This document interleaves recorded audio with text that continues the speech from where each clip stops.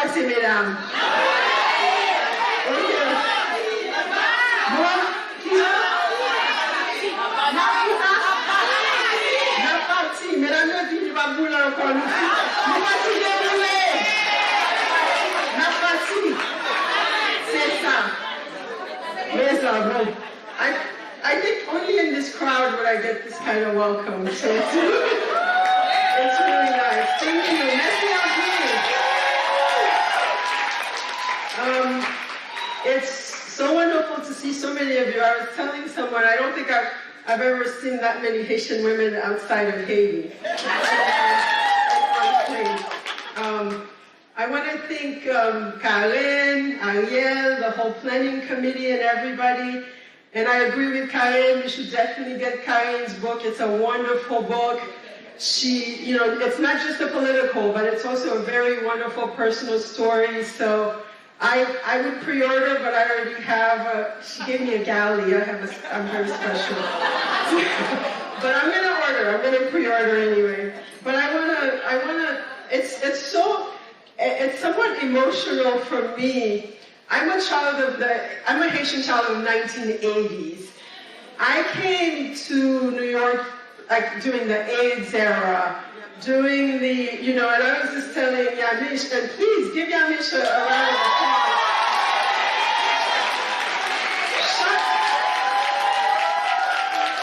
Chaque fois moi Yamish a bataille avec Trump, I'm like, yes!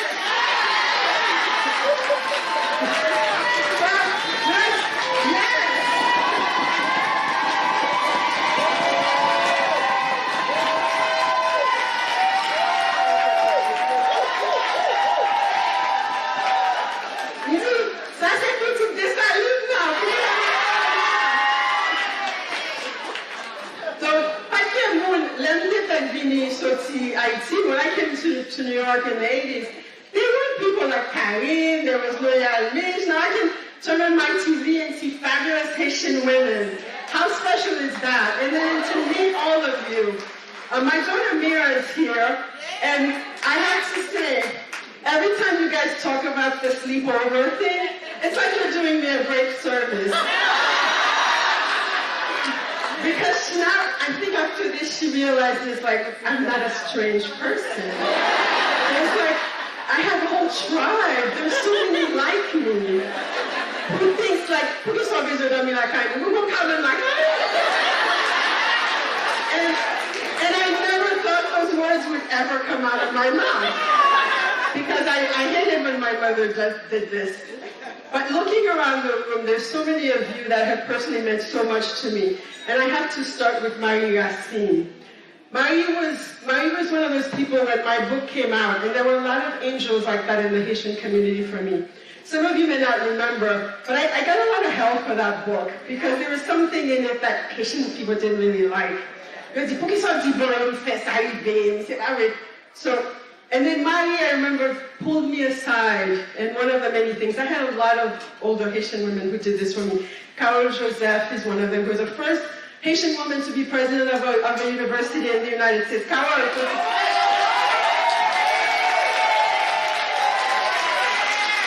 So this is a room full of pioneers, young pioneers, older pioneers, and Marie was one of them, and she would always pull me aside and give me a talk about the Creole in the book, about just being in the world. And I think because there are people who understood, when you're young, and I was 24 years old when that book came out, and you're sort of out there, and people see it, you know, in Oprah, they think it's all good things, but there's also a kind of backlash that comes with it. And you know, I was also like Karen, I was a very shy person, so but it was wonderful to have Haitian women who would come to me, who would talk to me about what was going on. So what I wanted to, I'll just make a few remarks, and then I'll read a little bit from Krak, the Women Like Us, because when Magali talked about an army of women, that's something that rang for me. There's a piece in there about an army of women. So igniting your power, which is the theme of the conference, and I was asking someone, and I should have, because my husband is a sort of a Creole translator, and I should have asked someone, qui j'en dit igniting your power in Creole? So I'll give some of you a bit. Marie would have known. She would have snapped with an answer. And she knows, and she'll share it somehow with us. But female power, I think in general, global female power, and it's theme. Igniting our power, yes, we heard it, we can do it. We know that we can do it. Carrying half the sky. And Haitian women are always told, nous c'est potomita, and yes, we are, nous c'est potomita. But what I wanted to talk about very briefly is that the soft kind of ways that we ignite our power. And the way that sometimes we block ourselves. The reason I'm here just for today is that yesterday, I was in New York at something that they were doing for Toni Morrison. Who, when Karen, she's like, Toni Morrison, I'm like, that's sacrilegious. Karen just committed a sin. She has to go to confession by saying that Toni Morrison, I was any bigger than Toni Morrison. But Toni Morrison, I want to share a story because I feel like one of our powers is storytelling. So after Breath Eyes Memory came out, and this whole time that I seemed like everything was going super well for me, but I was riddled with self-doubt, I got a call from Toni Morrison, and she said, I am going to be in residence at the Louvre for a month. Well, actually, her assistant called first and said, Ms. Morrison is going to be in residence at the Louvre for a month, and she would like you to come. And I was like, we're married to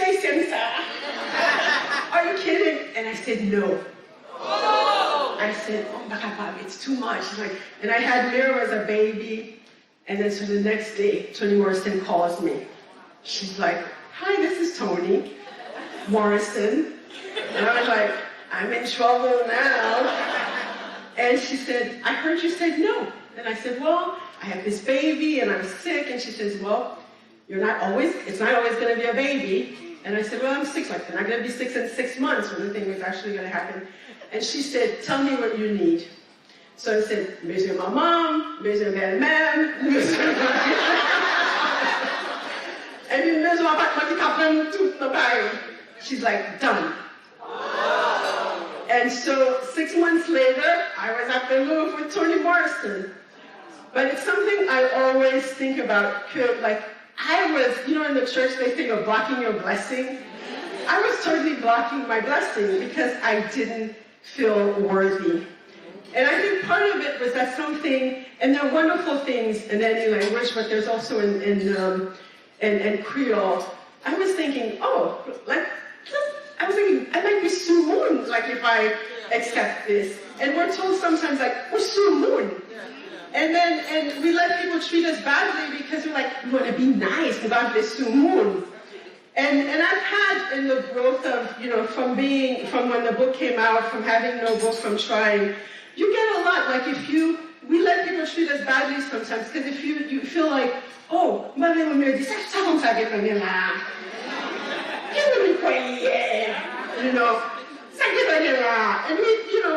some of us have done it, and some of us have heard it.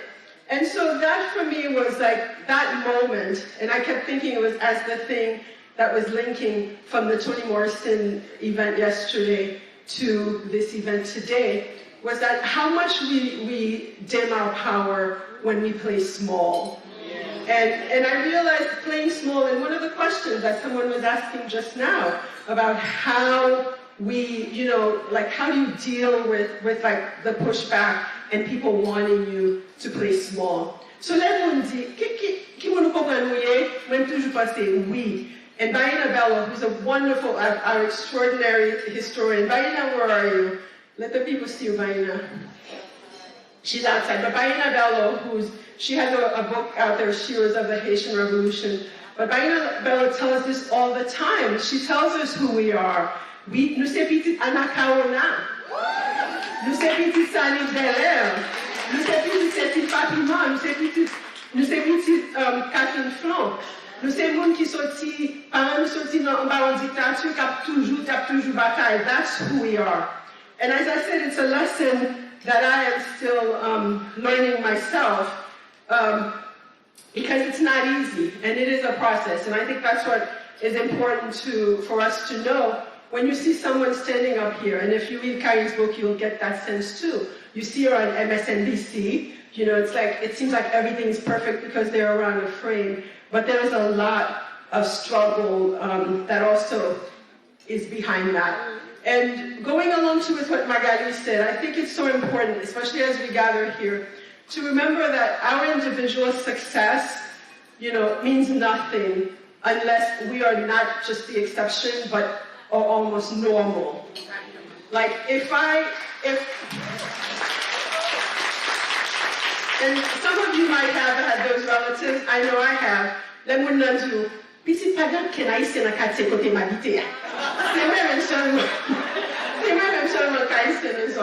No, that's not what we want. We don't want that kind of exceptionalism. So we want to succeed by the numbers, but not by the singular. And of course, as Magali brought into this room, it's something we cannot remember the girls and women who come behind us, both here and in the diaspora. I remember my mother left me in Haiti when I was 4 with my aunt and uncle who raised me. And when I was a teenager, when I was going through as much of a teenage tantrum situation that a Haitian child is allowed, so I had just watched something, some of you are old enough to remember after school specials. I had just watched one and it was all about like abandonment. Somebody did a mom, you left me! How dare you leave me? And then I'm lucky I didn't get whacked, right? But I think it stirred something in my mother, and she said to me, chaque fois que je mange, je pense sur manger. Chaque fois que je couche, je mange qui je coucher. Every time I ate something, I was wondering how you were eating. Every time I went to bed, I wondered how you were like sleeping. So, and I feel like for me personally in my heart, because I have a lot of family in Haiti, that is the way I feel about what's happening in Haiti now. So I would commend you all as ladies, as a force, to not forget the women and girls of Haiti. My girl, like the women and girls in my family would say, especially if you're a young woman. So think about the women and girls in Haiti, but also the young women and girls in our community. It meant so much that the older women in my community, when I was coming up, would wrap their arms around me and support me as I was going through, and continue to support me. So older women, share your stories, not just your triumphs, but also your struggles. And the young women can learn from you too, even as they're rolling their eyes. So our power is our journey. Our power is our stories. And I want you at this moment, I want you this very moment, wherever you are, even if you feel like it's hokey, I want you to still do it, to think about one Haitian woman who made a huge difference in your life, who helped turn that corner for you. I want you to close your eyes and evoke that person to you.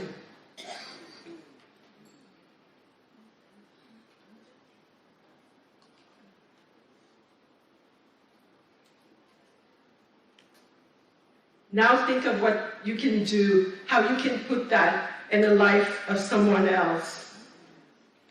I am not only the daughter of Anna Kaona, or Sani Belair, or Cécile Fatimo of Catherine Flon, but I am also the daughter of Rose Souvenas Napoleon Danticat, who we buried 5 years ago today. And she lived so I could live. So I'm going to close with this little piece from Krak, which is at the end of the book, and it's called Women Like Us.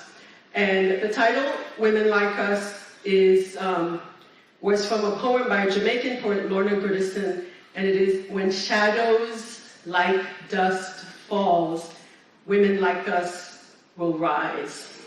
So this is Women Like Us. You remember thinking, while braiding your hair, that you look a lot like your mother who looked like your grandmother and her grandmother before her. Your mother had 2 rules for living. Always use your 10 fingers, your 10 doigts, which meant that you should be the best little cook and housekeeper who ever lived. Your mother's second rule went along with the first, never have sex before marriage. And even after you're married, you shouldn't say you enjoy it, or your husband won't respect you. And writing was as forbidden as dark rouge on the cheeks, or a first date before 18. Are there women who both cook and write? Kitchen poets, they call them. They slip phrases and meaning around their pork before frying it. They make narrative dumplings. You remember thinking, while braiding your hair, that you look a lot like your mother. You remember your silence when you laid your first notebook in front of her. The family needs a nurse, she said. We need to forge ahead with our heads raised, not buried in scraps of throwaway paper. When you were a little girl, you used to dream that you were lying among the dead and all the spirits were begging you to scream. Most of the women in your life had their heads down, but you thought that if you didn't tell the stories, the sky would fall on your head. You often thought that without the trees, the sky would fall on your head.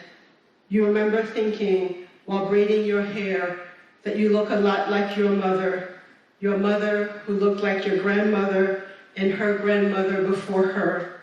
Your mother, she introduced you to the first echoes of the tongue that you now speak, when at the end of the day she would braid your hair while you sat between her legs scrubbing the kitchen pots.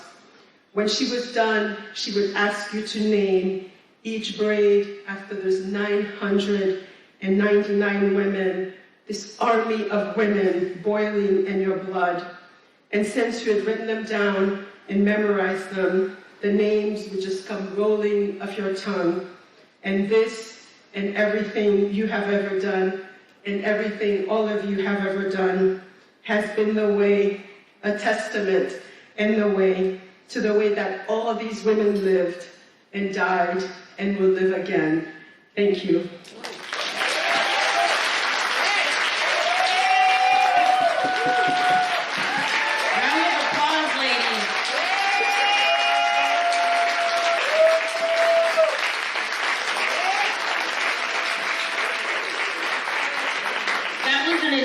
Round of applause. Yes.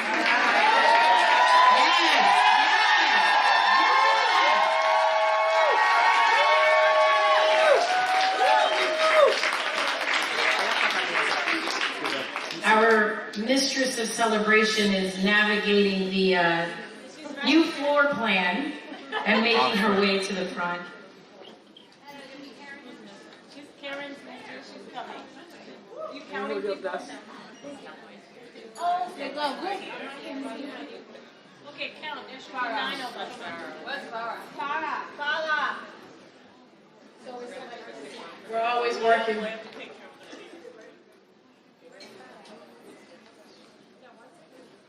One second. Name tag. Ready? Yes. 1.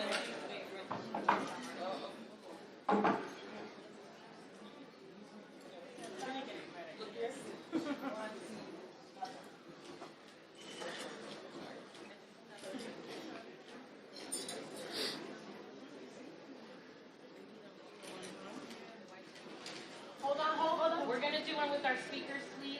And Edwige, will you join us? Edwige is we're tired. Go in the middle.